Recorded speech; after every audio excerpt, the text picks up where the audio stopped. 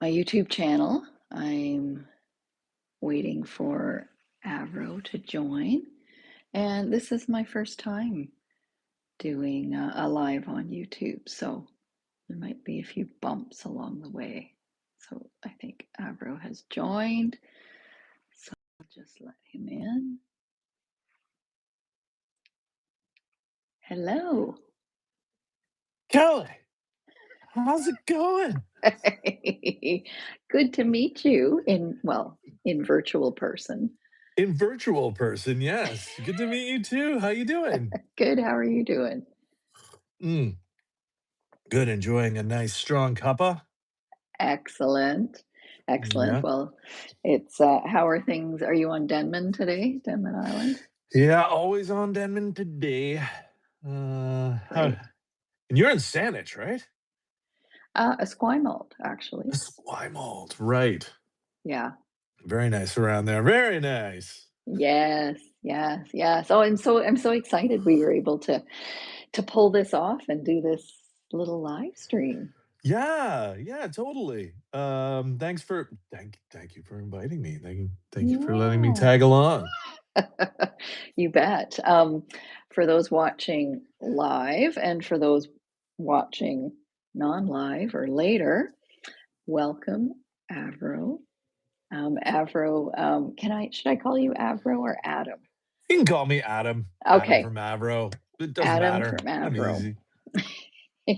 Adam remixed one of my songs that released a couple of weeks ago, and I thought, let's do a live stream and talk about remixing, Avro's music, collaboration, and whatever Oh, else yeah, moves absolutely. us.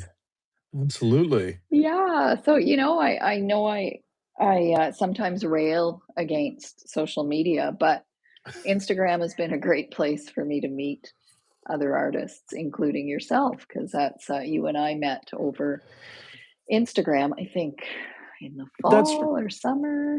that's right. I think you tapped me on the shoulder and, Yeah, actually, like, yeah, definitely social media has its pitfalls. It's definitely in the spotlight these days, but I've always kind of actually found Instagram to be a really good place to kinda once you me kinda too. filter through sift through all the other stuff, it's actually a great place to, like, sort of especially meet artists and musicians. Um, Agreed. so yeah, I'm really glad you actually tapped me on the shoulder that day because it was, we had a good chat. It was nice. Yeah, and Like minds. yeah, totally. And it's I think what you say about Instagram, it is a pretty good place. I've had a great music community there for since just before the pandemic and met so many artists during the lockdown. Mhm. So yeah, it's been a great place and yeah, I think if you can get maintain the social aspect of social media, it's good, without all the yeah, other rubbish that we get thrown at on a agreed. daily basis. Uh, Totally.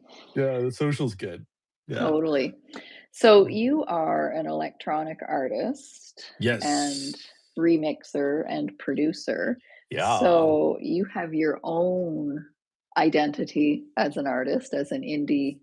Can I call you an indie electronic artist? Absolutely. Yeah. Yeah. So many Um, subcategories, so don't worry. Yeah, indie electronic is synth good. pop, dark wave. Yeah. Whatever mood takes me Yeah, on totally. the day. Totally. Um, so tell me a little bit about what the process is like for you to shift from, say, your own identity as an artist to remixing someone else's work. Yeah, actually, well, that's a good question because yeah, the word identity I think is sort of the key thing. Like when I think a lot of artists, myself included, I don't know about you, Kelly, but for me, when I play my own stuff, there's definitely kind of a different persona that I Yeah, tend to wear. It's kind of like Halloween for me a little bit sometimes. I like to, dress up, unlike this love sort of it. shaggy mane kind of person you see before you. But yeah, I like to, I like a lot of artists, I like to sort of put on a bit of persona while still being me. But when it comes to remixes, uh, you know, I like the idea of, um I don't necessarily like the idea of putting somebody else's song into sort of a preconceived Mm, box. right. Um, and that's maybe the sort of general producer in me, not just the remix producer, but the producer type of mentality that I sometimes wear. And like, Mm, we talked about this before, but I think, you and me anyway, when we were sort of chatting about this, but I think, what really in your example, I think what really kinda grabbed me was, like, the vocals.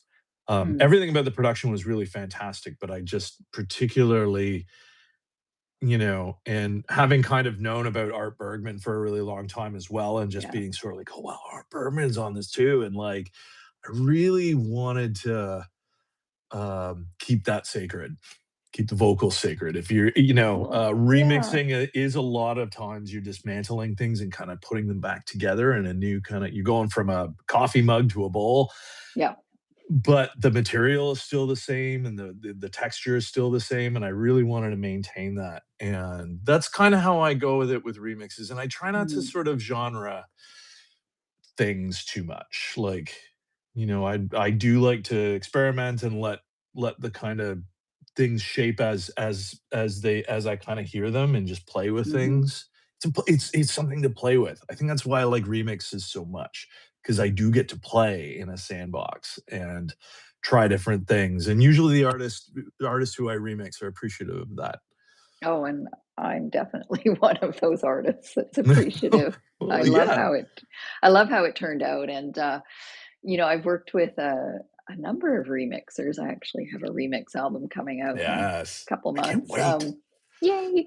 And, everybody has their own approach, I've realized, and a couple of folks, including yourself, who I've worked with describe a process like you just did, where kind of like the vocals stood out, and I wanted to keep or they wanted to keep the melody or keep the Mhm. melody was sacred, right? And keeping the vocal line and then building this luscious soundscape around it. And I love what you did uh, Thank with you. with this song and with the vocals that Art and I did in the song. I should mention that Art Bergman is featured in the song and contributed vocals to the original and then to the remix. And yeah, I mean, I think you described Art's vocals as soul crushing, I think you said.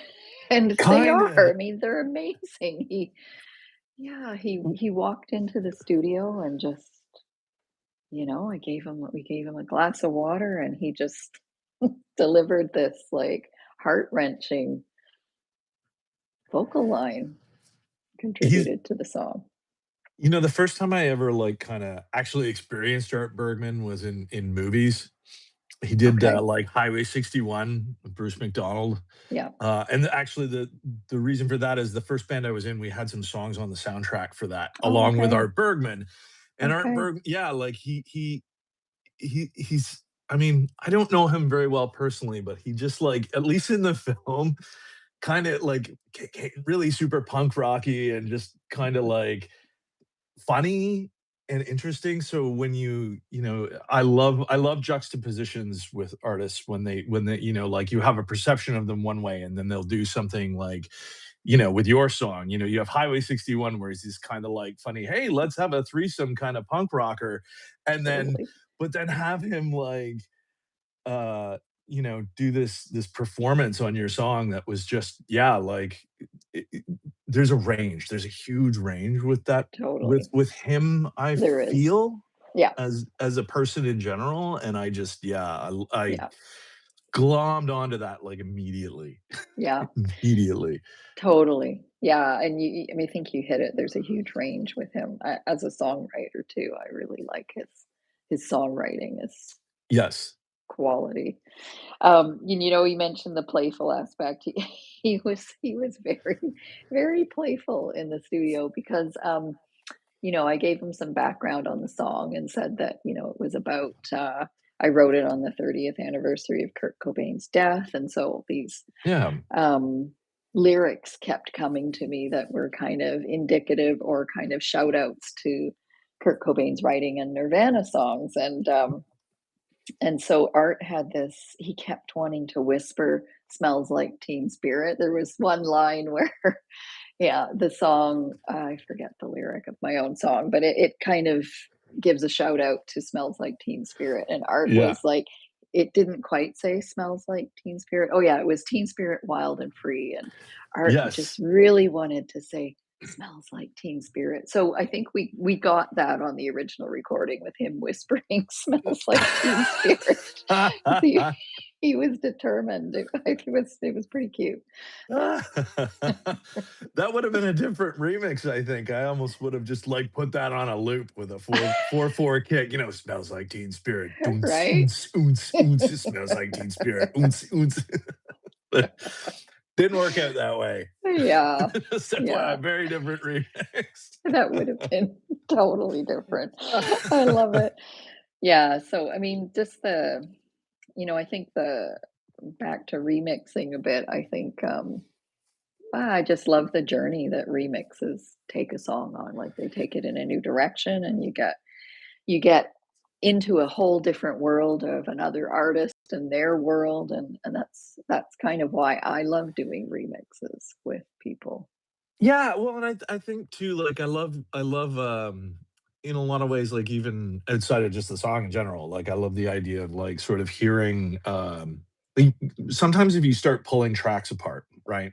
You start separating the tracks and sort of listening to you start hearing sort of the motion of the production and Yep. where the thought process was kinda happening, like, you can kind of read into that a little bit, even though someone isn't necessarily explaining, "This is what we were thinking," but you can kinda hear that, and you can't really hear that when it's all together in a single song, but when you start Mm. pulling those tracks apart and, I totally different remix that I worked on a few years ago, but it was this kinda like, um my friend, he's in a band called Small Pleasures here in the Valley, or Okay. sorry, not Small Pleasures, anyway, sort of shoegazy, intense, dark shoegazy kind of stuff. But I remember pulling the track apart and hearing this one thing that he'd done with his guitar, and it was really super dubby, like like reggae dub, like old school, uh, like straight out of Jamaica, lots of reverb and delays and sort of board mixing kind of stuff. Lee Scratch Perry almost. And I was like immediately like, oh, this is no longer a dark song. This is a dub song. Right. Like, so just things like that being able to like, and it was the tiniest little part. Like Mm. in fact, actually, if you'd listen to it in the track, as a whole, you probably would never have even picked it out. It was all part of this wash of beautiful guitar tones he was getting.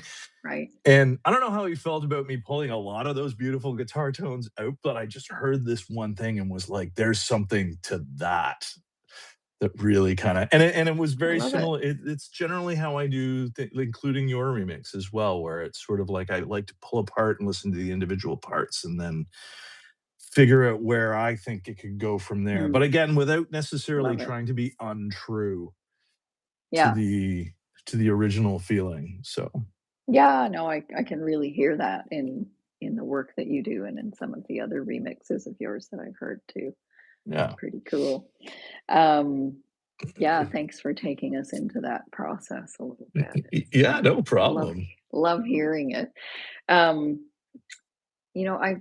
I think I asked you this back when we first started chatting, but I want to ask again. Like, where does the name Avro come from? Oh gosh. Yeah, well, I mean, there's sort of the obvious connotation in that it's from the airplane company.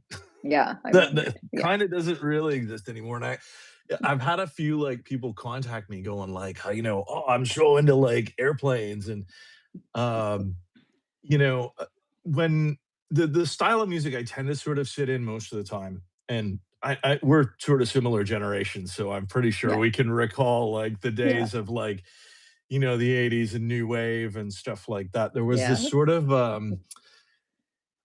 it was sort of the peak of the Cold War, so everything was all about like your the advancements of these two countries kind of duking it out, or these two hemispheres duking it out, was Right. always about around like their technology, especially like aerospace technology, the space race, the and like a lot of Canadians, I was utterly fascinated by the Avro Aero story.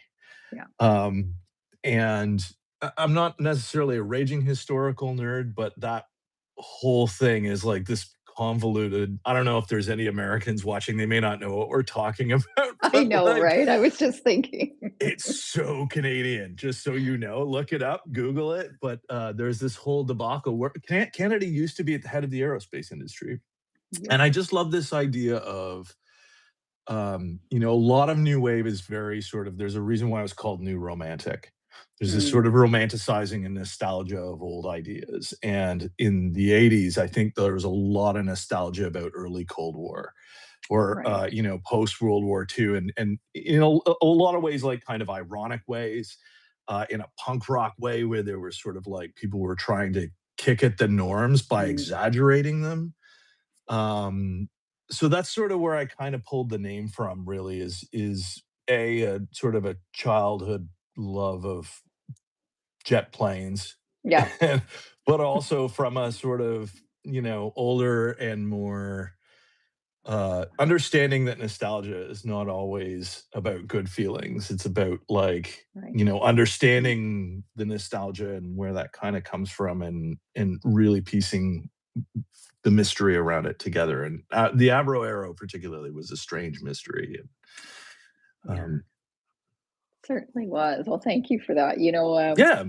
My dad was really into he was former armed forces, and he was really Uh, into the Avro story, so I knew something about it, and was, yeah, kind of, I wouldn't say obsessed, but it was something that he looked into a lot, and, visited all the and any museum or any place in Canada that had anything to do with the Avro. He actually carved, like, Avro airplanes. I think one of his, yes. yeah, the jetliner, the Avro jetliner, he made this, like, big wooden model of it. It's in Comox Valley somewhere. I don't know where it's. I think it's in a restaurant somewhere. Oh, yeah. I'll have to Yeah, check that out. Yeah. yeah, Oh, hey, good to know. yeah, Cool. yeah, yeah, at the air park, I think. I think that's where it ended up. Yeah, Oh, yeah, the yeah, airport, that well, the it's right by the Air Force Base there, and there is a really great, if you're into this kind of thing, like a really great Air Force museum right by the there airport in is. Comox, Yeah, at the Comox Air Force Base. So it's good. true. It's true. Yeah, I think the Arrow was like, not to get too sidetracked, but like definitely like everyone's kind of sort of involved now with like, without getting too new, present day newsworthy. Yeah, Conspiracy I theories. know. The Avro Arrow was kind of the original government conspiracy theory here in Canada. Yeah, Like, it a lot was of people were, indeed. yeah, like it was this brilliant plane that all of a sudden the government just decided they were gonna shelve, and no one was ever gonna talk about it again. And again, it's Just sort of as the poof, Cold War disappeared. is, yeah, as the Cold War is evolving, so it is. Yeah, there was this whole sort of like, oops, sorry, I didn't mean to do that. There's this whole sort of, yeah, like, did Diefenbaker like get pressure from the American? Anyway, I always found that Yeah. very fascinating. So yeah, and just the clean lines and whatever. Yeah. Yeah, well, I love the nostalgia connection to, building your artist identity, and the connection to new wave and everything that you took us through. Mm. That's pretty cool. I love it. Um, so you mentioned some of the music from the 80s, Uh, um, so what about influences? Tell us, what some of your influences from that time, or any time actually, oh, musical. anytime. Yeah, they say as you get older, you stop listening to new music. I would very much like to try and disprove that as much as possible. you know, from that era, I think there's maybe sort of the obvious culprits, you know, like the Depeche Modes, the New Orders, and all that kind of stuff. Mhm. It's really fascinated. There's another artist who is on the Mute record label, which is one of the early British electronic labels. Depeche Mode are, I think, they're still technically on it, only in the UK. But Mute had an artist called his name is Frank Tovey, otherwise known as Mm. Fad Gadget. Oh, better Um, write that down. and yeah, really just in fact, actually, he spent a lot of time opening for Depeche Mode in their early days. Okay. And but he's just such an eccentric. He passed away, I think, in the early 2000s, but he was such an eccentric. He really was like that eccentric weirdo musician that I just seem to have a strange affinity for. I think this is why I think in a lot of ways the 80s was sort of the last cry of the weirdo in Mm. music, which is not true, but for me as an old person, kind of the last cry of that. You had like you finally started, through channeling through David Bowie in the 60s and 70s, another big influence, this whole sort of gender bending, you Yeah. know, binary doesn't matter kind of thing, Yeah. starting to emerge. And I thought, like that just always kind of, for lack of a better phrase, smelled like freedom for my teenage angsty kind of brain. It's Yeah. sort of like, I'm well, with why you. can't you just, do this, or, Yeah. be Martin Gore and dress up in lingerie and leather and like, as a, like it just Yeah. like all of these things I think were kind of coming to the fore. And I guess if you're talking about maybe sort of other artists who influenced me then, well, like definitely some punk rock. I was really into the Clash, loved the Mm. Clash excessively to the point that I'm sure I annoyed my parents. Um, Currently, though, there's a lot of great new artists too that actually do fully inspire me. I think you know them, Devours. Oh, yeah. Um, Oh, uh, love Devours. uh, Vancouver electronic artist, just like doing so like really different things. I find what Mhm. they do really exciting simply because, yeah, they take things from other areas, but they really do sound quite unique to my ear, and that's exciting. And Yeah. I'm still annoyed that they didn't win the Polaris. I know. They should have won the Polaris, I but they know. didn't. I'm with you on that. Anyway, um Yeah. but yeah, lots of great new artists out there. Like I think I'm very pro support your local scene because that's actually where all the good shit Me is too. anyway. Yeah, Yeah. it's true. It's true. And yeah, thanks for mentioning Devours. I have Mm, uh, uh, one of the remixes coming up or out on my album that's coming is Devours did. So yeah, I can't wait to hear yeah, that. yeah. No, that's great. Um, yeah, and I was going to ask you about favorite BC artists, but Devours being one of them. Um, and you've got some live shows coming up. I do. Yeah, I'm going to be playing Vancouver March 27th at Green Auto with Yay. a bunch of other really great artists. There's a Victoria artist. I don't know if you know them because you're sort of down in that area. Is a electronic duo called Dielectric. I don't. I Um, should check them out. we Dialectric. we will be playing Victoria in April. Just hint, hint, nudge, nudge. I Okay. haven't announced it, but that's happening the week after. And yeah, and I'm playing Nanaimo on Saturday, March 28th at the Vault. Oh, at the Vault. Yeah, Isn't the Vault just such a special venue? love that room. I Love it. know. It's It one of the it best. it always sounds great. Like it's not Yeah, a huge space, but it's got a vibe, it and does. they always get good sound people, and it always sounds awesome in there. And it's the crowd that Absolutely. shows up there is great, and like, yeah, it's fantastic. Really underrated room on Vancouver Island, I think for Very sure. much so. Yeah, it's one of my favorite places to play Well, for sure. have you played there a few times too? Yeah, I have. I think since 2018. Yeah, practically every year since. since then. Yeah, no, Awesome. it's a great venue. I love it. Yeah. Yeah, and maybe I might be playing there again in July. I'm just organizing some shows on the Yay! island and the islands. So You hopefully have the a few vault things is that one of those stops. you got a few irons in the fire. This is good. Yeah, yeah, yeah, yeah. I know that's great. Yay. Yay! Yeah, so catch Avro in Vancouver and Victoria and Nanaimo and other places coming up for those Y- watching. Working on a few other spots, yes. Yeah, no, that's great. Yeah, well, thanks so much for jumping on and doing this live stream with me. Of Adam, course, it's so yeah. cool. I love talking about the music and the process and getting to know a little bit about your process um, here because, just doing chit chatting over email is a little bit, it's great too, but I loved hearing more about it. Well, I'm definitely looking forward to seeing you at some point, either one of your shows or Yeah, maybe you'll come to one of mine. That would be awesome. that'll I'd be great.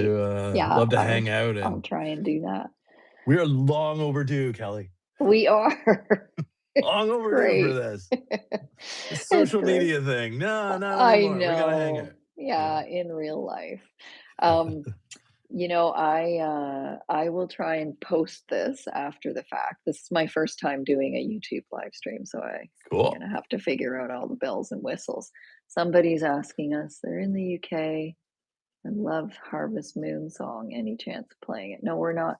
We're not playing. We're not playing music. It's a talking live stream today. So, but thanks for joining. I see Um, guitars on the wall, Kelly. Don't make me. yeah, I know. No I know. pressure. No Yeah, I pressure. know, I'm no kidding. I'm pressure. kidding. I know. Yeah, well, I think are you in your studio? I can Maybe. see. Oh, yeah, look at that. Yay. Yay, music spaces. My big head is blocking all of my wonderful toys. Yay. Well, thank you. Thanks again for doing this, Adam, and, Of I'll course. ping you with a link when I figure out where I posted it and stuff. Amazing. This is so much Yay. fun. Thank you for Yeah, inviting me. you're And welcome. thank you for letting me yak. Loved it. I loved it. Yeah. All right. Happy Friday. Happy weekend. Take Happy it Friday, easy. Kelly. Take it easy. See ya. Bye. Bye.